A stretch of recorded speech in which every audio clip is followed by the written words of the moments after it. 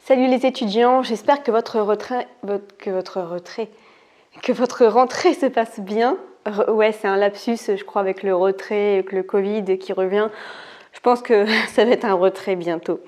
Et donc, je voulais vous présenter dans cette vidéo les livres qui m'ont aidée et qui m'auraient aidée en tant qu'étudiante, puisqu'il y en a que j'avais lu pendant que j'étais étudiante et d'autres après. Mais en tout cas, je vous ai fait une sélection de bouquins.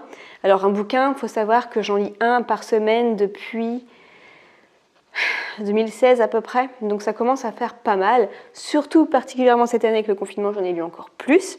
Et du coup, je vous ai fait vraiment une sélection de bouquins qui peuvent vous être utiles dans vos études. Et en fait, c'est grâce à des bouquins qui n'ont pas forcément de rapport direct avec les études, mais qui vous aident à structurer vos pensées, à voir les choses autrement et à vous aider à passer à un niveau supérieur dans vos études.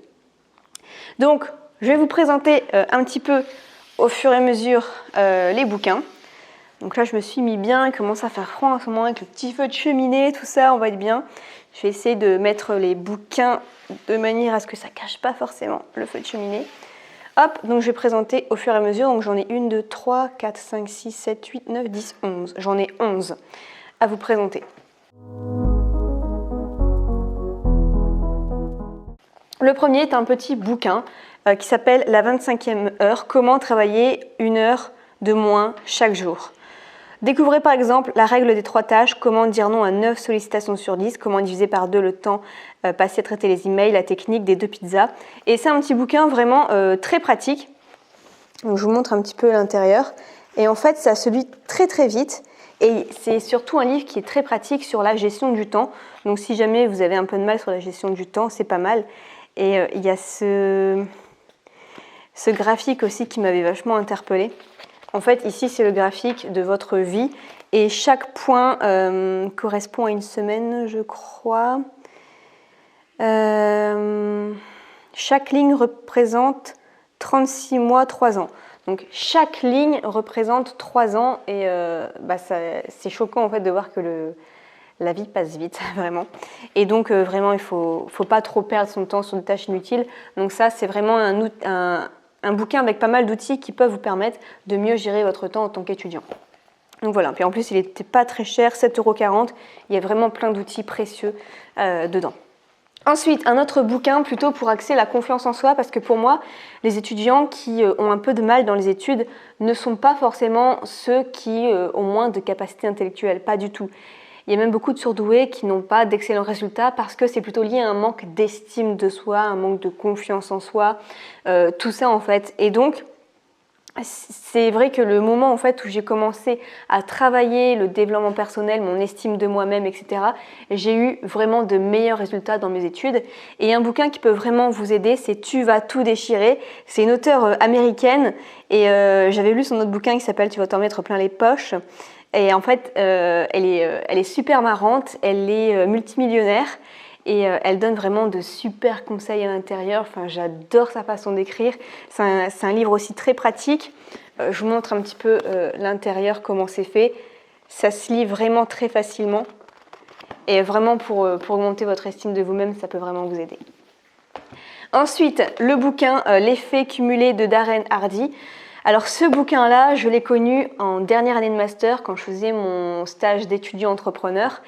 Et en fait, il y avait une femme qui était venue, qui était entrepreneuse, qui était consultante, tout ça pour les entreprises, dans le domaine de l'entrepreneuriat en fait.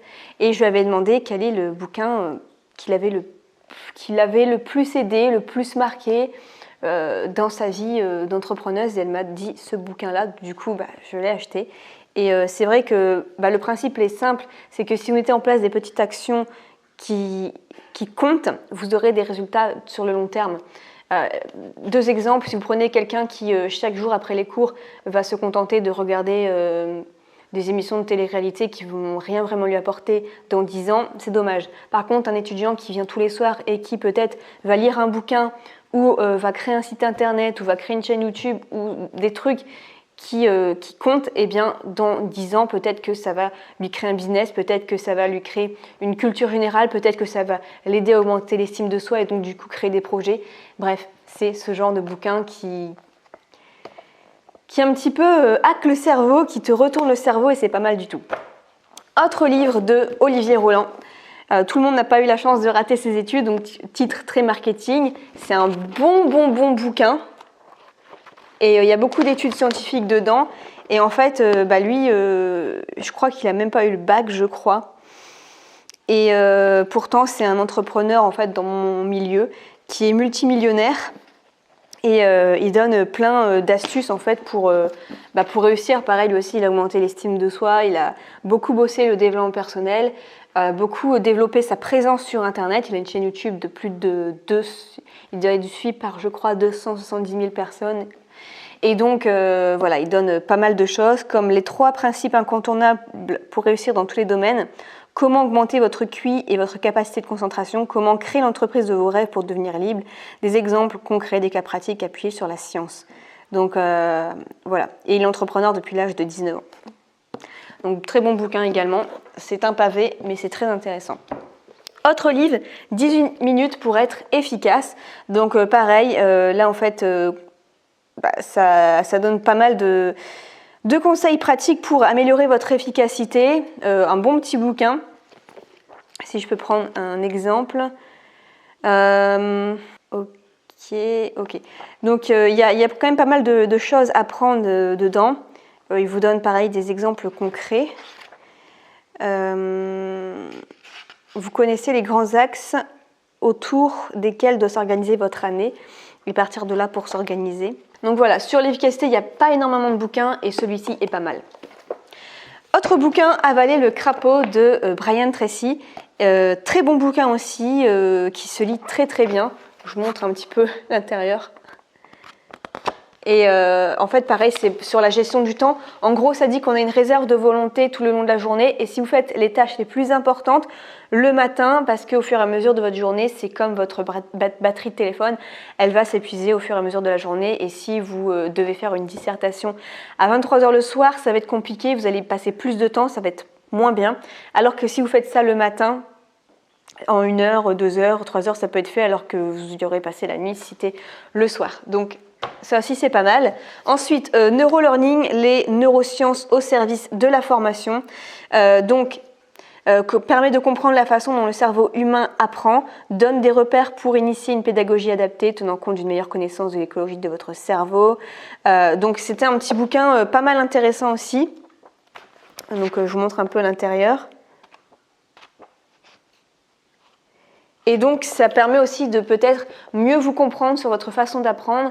Et c'est très intéressant de voir d'un point de vue des neurosciences.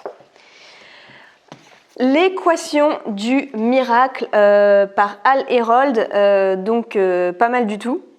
Et c'est la personne qui a créé le bouquin Miracle Morning. Vous connaissez peut-être, c'est très connu dans le développement personnel. Et en fait, ça, en gros, c'est un bouquin qui vous explique comment avoir du succès dans la vie, donc aussi dans vos études, parce que c'est très lié.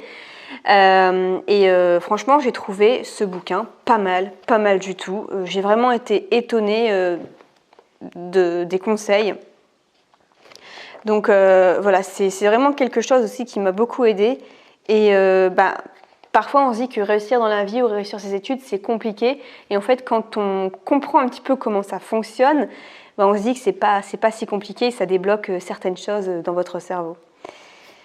Vous trouverez toujours une excuse pour que votre excellence ne se matérialise pas. Mais lorsque vous serez convaincu de mériter le succès, vous vous battrez pour y parvenir.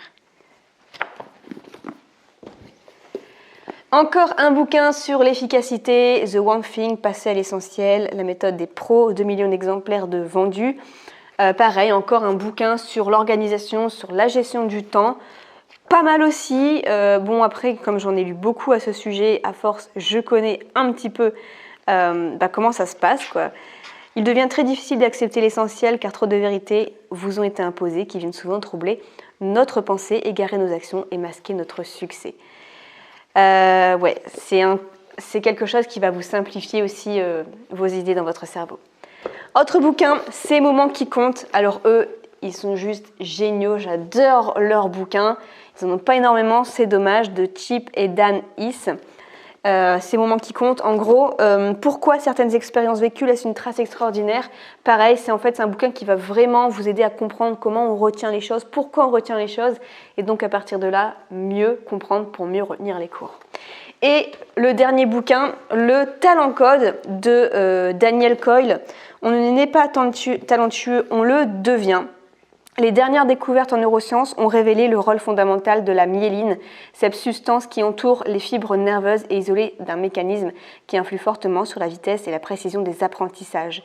Faisant voler en éclats le mythe de l'opposition entre l'inné et l'acquis, Daniel Coyle décrypte le talent du code et vous livre le secret de l'excellence. Une pratique approfondie et ciblée, un degré d'engagement élevé et un coaching efficace pour soutenir l'acquisition des compétences. Donc, pour résumer, comment on devient un génie ? Tout est dedans avec les dernières études des neurosciences.